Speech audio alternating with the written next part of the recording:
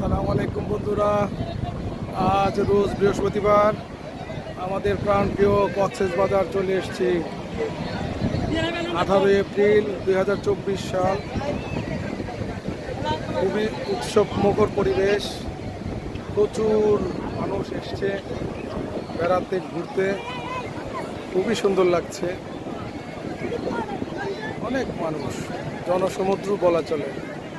বসার জন্য একটি আসনও খালি নেই।